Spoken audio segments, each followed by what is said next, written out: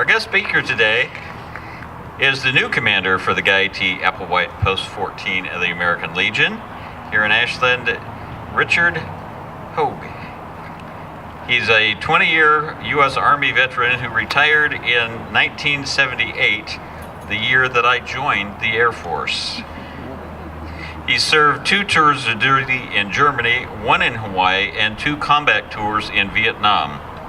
He's earned a Bachelor of Arts degree in Asian Studies from the University in Hawaii, and I'm not even going to try to pronounce it. Richard retired from the Army and accepted an instructor position in the Junior Reserve Training Corps at Roseburg High School, where he taught in that position for 10 years. He returned to college during the summer months at Western Oregon University and earned his teaching degree in U.S. history and U.S. government. He taught those subjects at high school for the next 12 years. After retiring for the second time, he moved here to Ashland, where he now lives with his life partner, Elizabeth. Richard?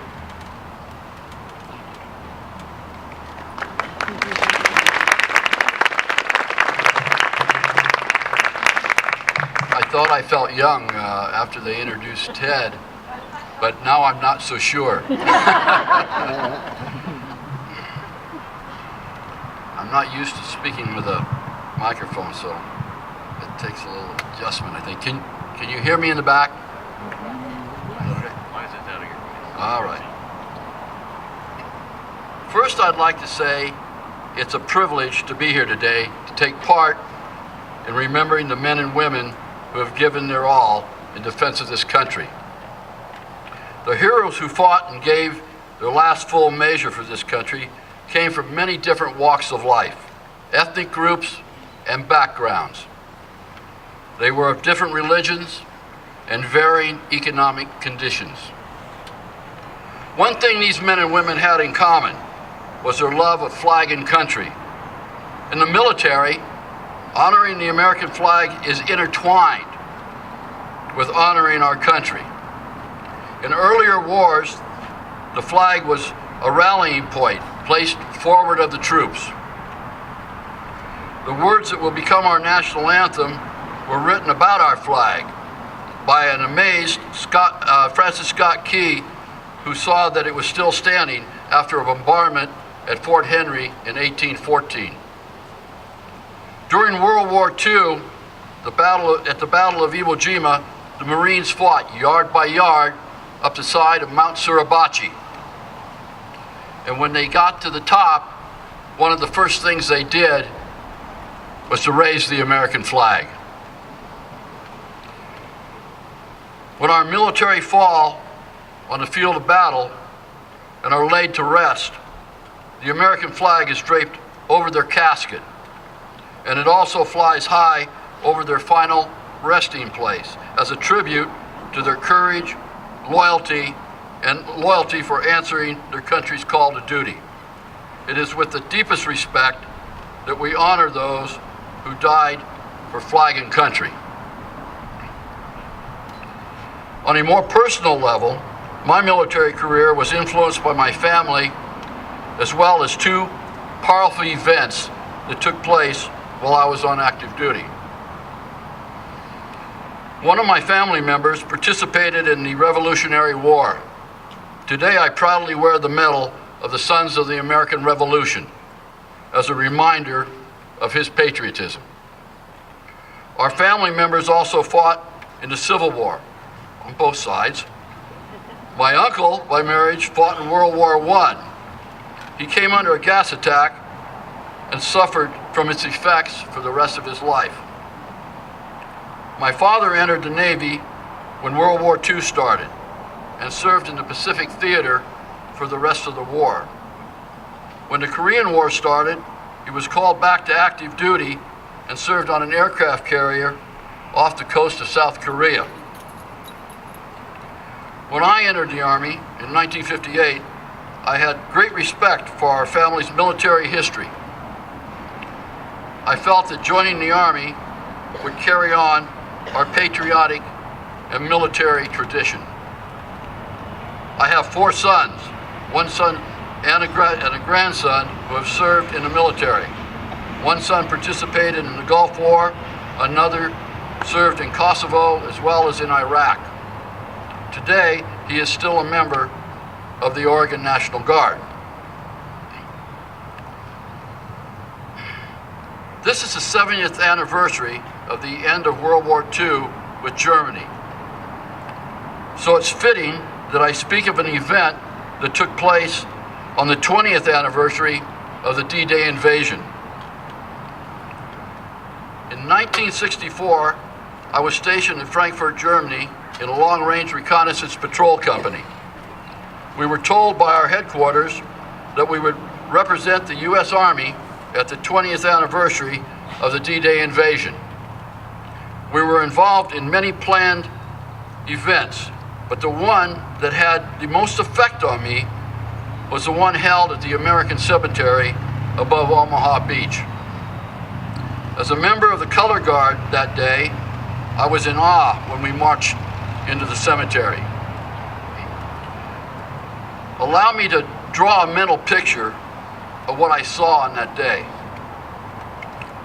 It was mid-morning and very quiet, as nobody but the color guards from the different branches of service were in the cemetery at that time. The fog was lifting and the sun was just starting to show itself over the area. The cemetery was magnificent, a tribute that cannot compare to those heroes who were interned there. The cemetery is most worthy of description. So if you will allow me to tweak your mental compass, 90 degrees to my right, your left, it will make it easier to do this. The cemetery was set up from east to west, and it was done that way specifically so that the cemetery would point to the United States of America. The actual memorial was at the eastern end. Behind the memorial was a semicircular wall and a garden that was placed in front of it, and appropriately was called the Wall and Garden of the Missing.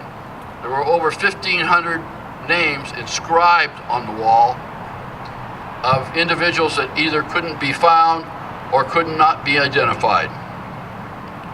The memorial is also semicircular, with a semicircular colonnade around the back of the memorial. At the front end of both of those of the colonnades are two open-air galleries. On the south wall is the imprinted battle of the invasion, as well as the breakout to St. Lo and Cherbourg, as well as it's accompanied by a layout or inlaid of the air battle that took place in support of that breakout. On the north wall is an Allied inlay of the operations that took place from the start of the invasion to the end of the war. In the middle of the memorial is a 22-foot bronze statue reaching to the sky of a young youth. And at the bottom, it's inscribed, "The spirit of American youth rising from the waves," which is obviously very appropriate. In the middle of the memorial, out in front, is a reflecting pool. On each side of the reflecting pool are flagpoles, and the American flag waves on those flagpoles on a daily basis. Down the middle is a walkway, and 2/3 of the way down the walkway is a circular chapel with another walkway coming out to the side. And if observed from the top, it represents a cross. At the end, at the far end, at the west, are two statues, one representing the United States of America, the other of France. There are 5 grave sections on each side of the walkway, a total of 10.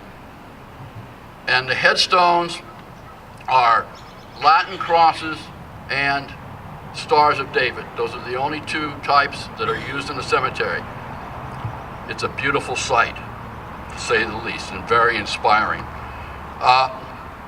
There are over 9,000 men and women that are interned in that cemetery. On the sides of the cemetery, from the western, southern, and eastern side, is greenery that encloses the cemetery. And it is a sight to be seen. It was with this beautiful and serene setting of the cemetery that our color guard, along with others, moved to our positions on the monument in front of the bronze statue. The dignitaries arrived and took their places. The speeches and national anthems of the countries representing the ceremony started. I began to look out over the sea of green velvet lawn and brilliant white crosses. A feeling of peace and tranquility came over me that was fitting for those heroes that were at their final resting place. It was during that time I realized that I not only owed a responsibility to my country, but I felt a deep responsibility and a strong dedication to the men and women who gave the ultimate sacrifice for their country. It was in 1967 when a second event would touch me in a way that I didn't think it would. I was assigned to escort duty, accompanying the remains of a young soldier killed in Vietnam back to his hometown. I had not been to Vietnam yet. And when you're conducting these ceremonies, it's military courtesy is the name of the day, and it doesn't matter what time or where you are. I was in San Francisco, California, and I signed for the young man's remains at the train station in San Francisco, California, and made sure that the casket was placed on the train appropriately as I stood at attention and rendered a hand salute, which is the military custom for that situation. I then boarded the train and we went to Oxnard, California, which was his hometown. Again, deboarding the plane and going back to the platform where they took the casket off, and again I rendered the military salute and manners that should have been rendered at that time, and then signed it over, the casket over to the local funeral home. At that time I met the mother and father, and it was my position to ask if there was any assistance I could lend to them, and they said, well, we wish you would stay until after the church ceremony, which I did.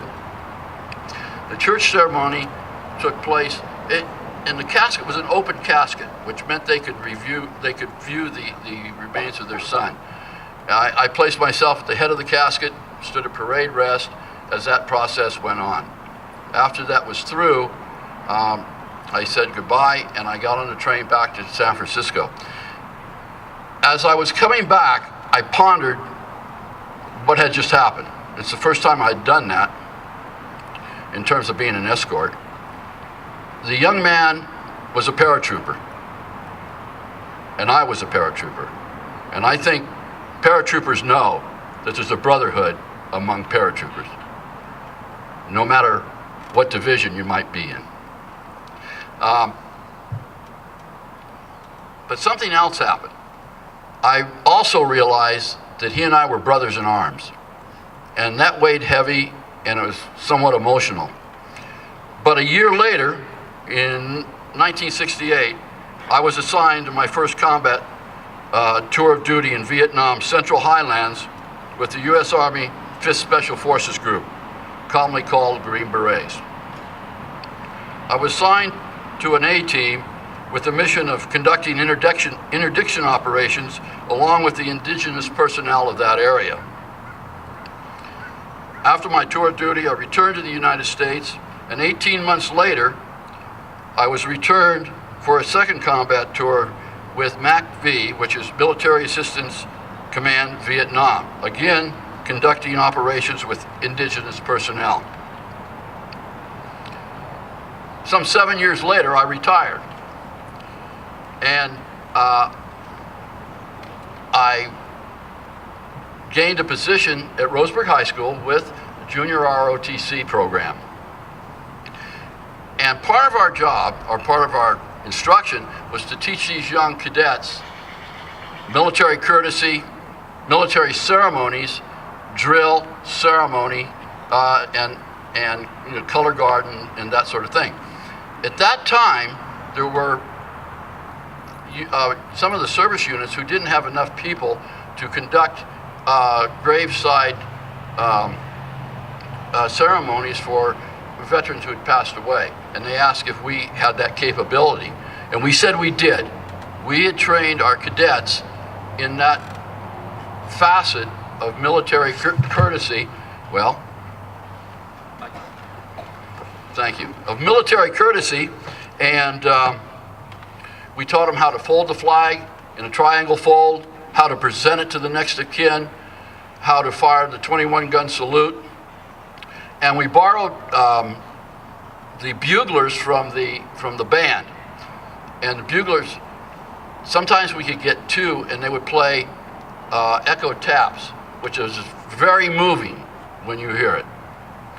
A situation occurred one day. Well, we'd gotten a phone call if we could handle a graveside ceremony. We said we could, so we went to the local graveyard and cemetery in Roseburg, and it was somewhat foggy, and the cemetery was on a kind of a hill. Well, the cadets met the pastor, and they proceeded with the ceremony for the retired veteran. And we'd just gotten through, the cadets had just gotten through with the firing of the rifles, and the buglers started echo taps.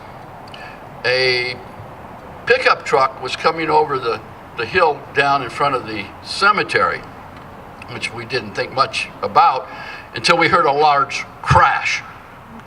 And the man driving the pickup truck had hit the cars on the side of the road. So I went over and to see if he was all right, and he was all right. And I said, "But what happened?" And this is as close to the quote as I think I can get. But he said, "Son, I was coming over that hill, coming down the street. I heard those rifles go off, and I heard taps being played, and I thought I was getting called to glory." Well, there's two serious points that come out of this. First, that the cadets that were performing the graveside ceremony showed great respect for the veteran that they were performing the ceremony for. And I felt that the cadets would remember the lessons that they had learned for the rest of their life. And for young people to learn those lessons is well worth the effort to teach them. Secondly, the farmer hadn't been called to glory, but the men and women who sacrificed their lives for flag and country and the principles that we all hold so dear were called to glory. I salute them, one and all, and thank them for allowing all of us in this great country to stand on their strong shoulders.